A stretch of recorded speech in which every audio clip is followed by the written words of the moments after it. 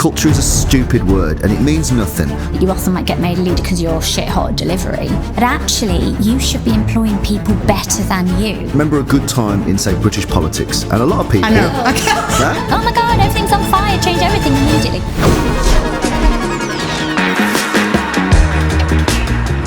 Hello, and welcome to the Unstoppable podcast series. I'm Kate, and today I'm joined by Sara and Tommy from our marketing agency, OWB. Hi. How are you guys doing today?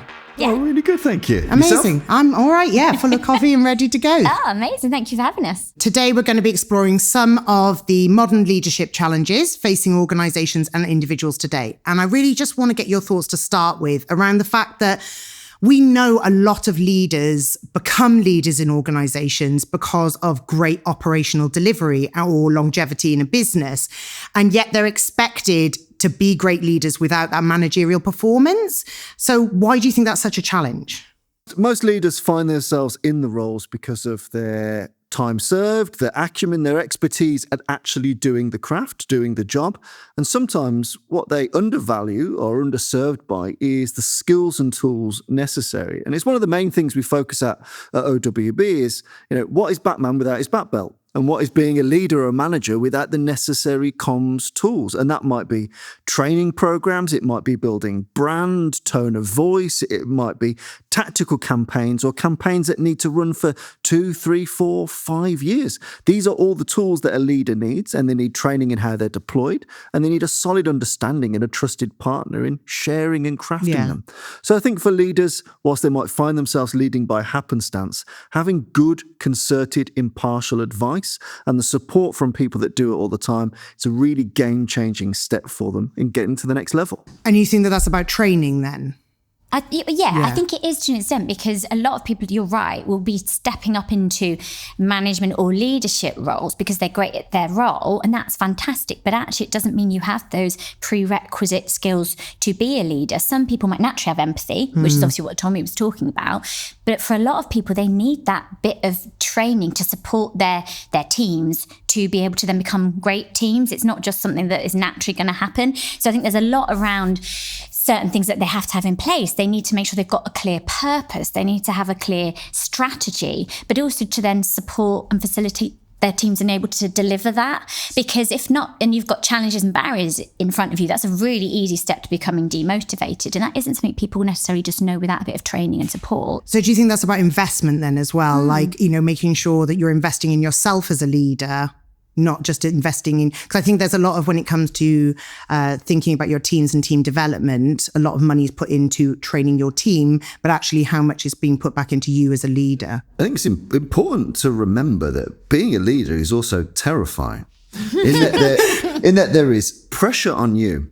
And the problem is that you end up in a bit of a culture of performative leadership where you feel like, okay, there's 7 leaders and we're going to show what we're working on to the big boss. So we're going to get our slides together and we're going to make everything look and sound really great. And I'm on a handle of everything and I can cope with all this workload. There's like a big pressure to performatize your way through the experience of leadership. And that's something that good, mature leaders have to get through.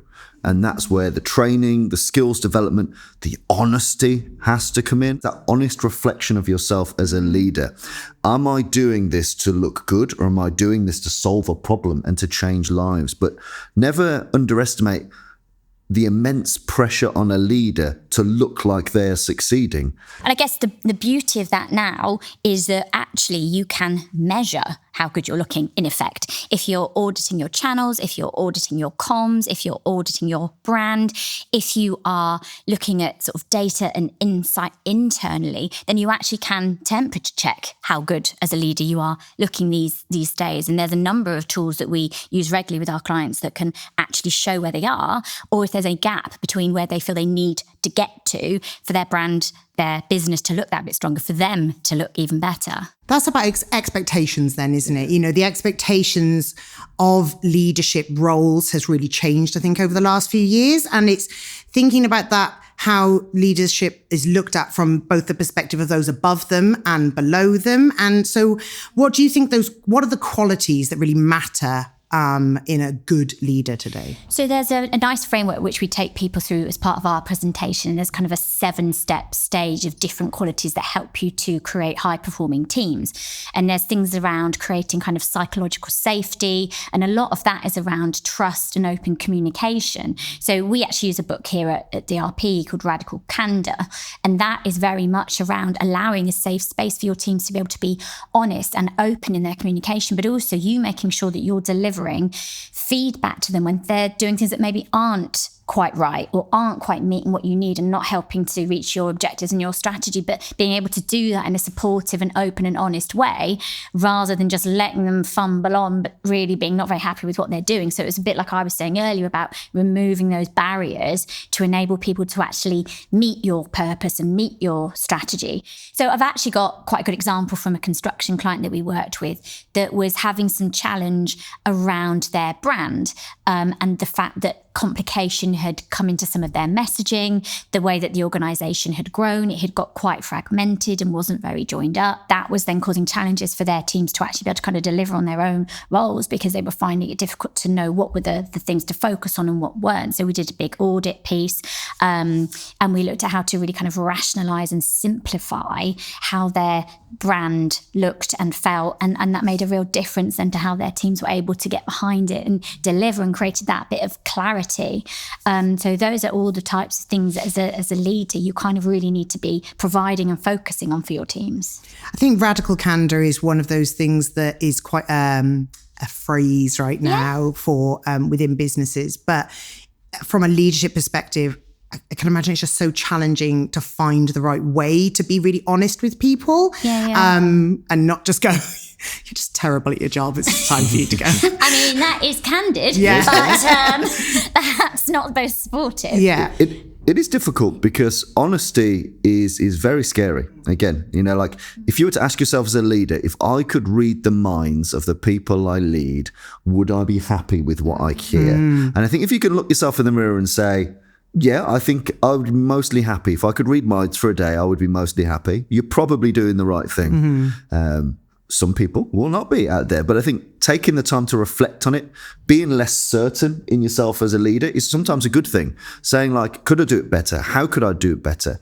Asking, engaging, checking, and building a culture of openness and honesty. One of the things that we talk about a lot is cognitive load, right? And what that means is the amount of data your brain can handle. So you imagine an average event, right, where you've got a leader speaking, an average comms campaign, and the leader or leaders might be on stage and they're talking vision, values, purpose, mission, strategic priorities, team priorities. Please collaborate, please reward and recognize each other. It's a lot of stuff. It's a PhD's worth of stuff that you're trying to smush in to 2.5 hours either side of coronation chicken. That's too much. And we know this. We know this fundamentally from an educational perspective that it does not work. That does not stick. And so I think a foundational skill of a leader is to really understand cognitive load. There's two types. There's implicit, which is the stuff you need to know. So if you're doing an event about the latest Land Rover, everything I need to know about the Land Rover is implicit cognitive load. It's the actual information. Then there's what's called extraneous cognitive load, and that's all the stuff around it you've used to package the information, such as how do I join the event? What am I putting on the pledge wall? Okay. What does the post-event cascade look like? And sometimes you start to realize that the implicit stuff, the need to know, and the extraneous stuff combined is just too huge. So investing time in your storytelling, going slow to go fast, an honest appraisal of what is a viable amount of information that matches the time you've got. This is all very important stuff for leaders. Take the time to go slow. The best presentations have 1 to 2 themes. They are fewer than 5 slides. But as we all know, a lot of campaigns we see and lead. Yes, I was like, I don't think, Tommy, I don't think you've ever done anything where there's 5 slides. But it comes with a good story, so I can escape it. Okay. You've got a lot of slides, but a good story, get away with it. A lot of slides, bad story, having a bad time. Okay. But I think it's we've all seen it. We've all watched it happen in slow motion, like a car crash. And I think we as agency professionals, yourselves as leaders and managers, we should all be a lot more honest with what's a good, viable amount of information that people can actually use. You are right, because in terms of viable amounts of stuff, we are constantly being bombarded internally and externally with messages. Read this, do this training, make sure you take this strategy on board. This is absolutely what you need to focus on Monday, Tuesday, Wednesday, Thursday. And so what do you want your teams to look at? There's so many channels as well. You've got your intranet, you might have an internal podcast, your newsletter, your manager briefings. So if you actually use a bit of data to look at how your team are responding to your different channels, what types of messages are actually resonating with them, that can also then help you to know really where to place your emphasis on the information that you want your teams to actually take on board. And as a leader, that is super important, because you need to know that your teams are actually delivering on what you want them to focus on, because ultimately that's what's going to make your brand more successful. You mentioned data there. And I think that for us as a business, data is really central to a lot of the work that we do. Yeah. Do you think, when leadership is often seen as instinctive and, the importance of data, how do you think those two things work together to make sure that what leaders are talking to their people about actually has quality? Well, I think that the point you made really is that you might have instinct, but what data will do is move it from instinct to insight.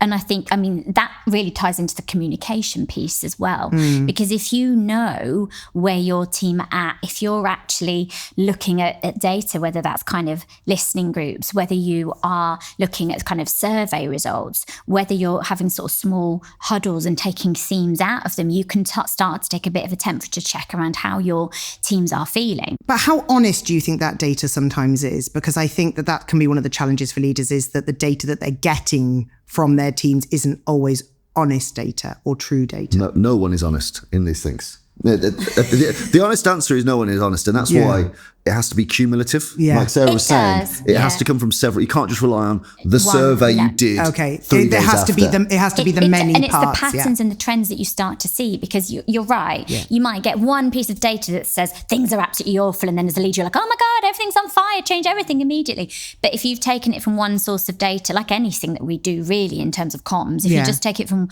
one single source, that's really dangerous. You need to be making sure you're looking at multiple sources, and that's when the patterns and the trends start to come through. And if you're starting to see a running theme of disquiet or something that teams are clearly worrying about, or if you're looking at your retention data and clearly people are leaving, then you know that there's something underneath that you need to dig into and find out more. So I think that I would encourage that you start to look at different levels of data, and the patterns start to emerge to support you to make good decisions as a leader. Absolutely. I think what we both find working with lots of different organizations is they find themselves caught in a cadence plan, not a comms plan. So they get used to, well, every month is the senior leadership town hall, and every week is the roundup email, and every year we might have the offsite hangout. And you've got all these things, but you find yourself feeding a communications beast, but not solving communications problems. And so a lot of the smarter organizations, and what we try and really promote and help flourish, is triaging what communications must happen, where can we be excellent, and what will really cut through and deliver behavioral change. It's not about broadcasting communication. Our job, our roles are about behavior change and culture change, and that requires brilliant storytelling. It requires creativity in the assets. It requires variety in the assets, from film to visual media to auditory media to things that are hands-on. These are all tools in our toolkit, and these are what we like to share with clients, because you only know sometimes what you've already been exposed to. And a lot of our job is showing these are some of the amazing possibilities that you can access with a small tweak of that tool, with a small change of that intranet, with slight reforming of that podcast. It can go from okay or average to an excellent tool for behavior change. And that's what we get really excited about. 100%, but also because I'm a nerdy nerd. But that's where your data and your insight support, because you've just mentioned loads of amazing different channels and assets, but how do you know which to spend on? How do you know which work? And this is where we can monitor and measure your results and actually make sure stuff's performing for you, because we know marketing budget is tight at the moment. And so you need to know it's working really hard. When you're thinking about how busy leaders are, that they're in a leadership role, you often usually have a delivery role as well. So you're expected to lead, but you're also expected to deliver. So how can we encourage businesses to understand how important that learning and development piece for leadership level colleagues is? Fundamentally, time poor is not an excuse to be a rubbish leader. The people say, I'm time poor. The people doing the stuff should be the most time poor. They're out there delivering the actual things. Leaders, if they are not making time, if they are not taking time, if they are not commanding their own diaries, what is the point of them being a leader? And you need to really reflect. If you're saying, I'd love to put more attention into this or spend more time in the team, but I'm just too time poor, it's a very easy and accessible, off-the-shelf, white-labeled excuse. And I think if it's that business critical that you need to understand the people and the organizational energy, you need to put sufficient good quality time in. And that means saying no. No is the golden nugget of leadership. No, I can't come to that event because I've got to focus on this team right now. No, you won't get your report by this date. It's very hard to say no because you want to look like a successful leader. But if you look at the entrepreneurial world, the most successful people are the people that say no 3 times as much as they say yes. Saying no is powerful, important, and shows credibility. And then I'm going to take the time to look at this report. And that means I can't make that meeting tomorrow. It means that meeting will move to next week because I'm going to do this data justice. Prioritization. Taking the time to say no. It's 100% that, because as a leader, you might have lots of tasks or a strategy to look at, but ultimately your priority, if you want a high performing supported team, is your team. And I think that leads into something you just mentioned there, Tommy, that I hadn't really heard before, this phrase, organizational energy. What's that about? Is that like culture or just like general good vibes? Or It's the most important thing, to be honest. Organizational energy. People imagine, remember a good time in, say, British politics. And a lot of people... I can't remember a good time in British politics. Go with me on this. You ask people to remember their last I'm not that old, Tommy. Ask people to remember their last good golden era, and it'll be something like Love Actually's come out, and it's the early days of, say, Tony Blair, and there's a couple of jobs going, and people are excited, and there's a lot of cool stuff in the city. Like, there's a zeitgeist, and every couple of decades, there's a feeling of something good is happening. Businesses have that too, where it's booming, when it feels in a flow state. Flow state is where you want to be. Organizational energy means all the good stuff is happening, and people feel good about it. And you need to keep a real solid eye on that, because otherwise you can end up with just little buckets of excellence, but the whole organization isn't with you. So keeping a good idea of the team dynamics. Don't just rely on lazy words like culture. Culture is a stupid word and it means nothing. People say it very often. Right? Organizational energy is good because you can't be 100% on vision, values, purpose, performance all the time. It's dials, not switches. Yeah. And so that knowing where your organization is, the energy of the people in it, and how it's perceived in its place in the world, these are all really important factors for success. That's when all your data comes in there, because all of those things you talked about, you get a really good sense of where they are by listening to the insight. And ultimately, that will give you a very good handle as to where you are and all those things. But I think it also comes back down to that kind of psychological safety piece. And if you really can give your team an environment where they will be honest and open and feedback to you, then you'll ultimately know whether it's in a good place or actually right now it needs a bit of TLC, it needs a bit of love, it really needs my prioritization to get this refocused and get this team back in a good place. So if you could leave us with one thought to just help anyone watching today to just feel unstoppable in their leadership role, what would it be? Go on, Lyddy, you can start first. Listen. The best leaders listen more than they talk, 100%. If you take that time to take in what is happening around you and truly take on board what your teams are telling you, then you will be a much, much stronger leader because of it. And I would say embrace the extraordinary. The clue is in the word extraordinary. If you want people to change their hearts and minds, you can't do it via a town hall in a little Teams box. If I spend all of my day on Teams, you're not going to be able to change how I think and feel and act via that channel. If you try and change me in an everyday way, it's not going to happen. Take the time to be extraordinary. Do things in a different, unpredictable way. We require that change in content, storytelling, angle, design, creativity, craft. We require difference to pay attention. There's a reason why all the things humans love to eat are brightly coloured. All the bananas on that tree and those red apples. We're attracted to those things. Be attractive to human beings. So as a leader, understand foundational human psychology. We want to find things attractive. We want to make things sellable, make things gettable, make things lovable. That's the path to success. Amazing. Thank you so much both for your time. Very welcome. Thanks for joining us today. For more Unstoppable podcast content, check out the DRP Group channels. Goodbye.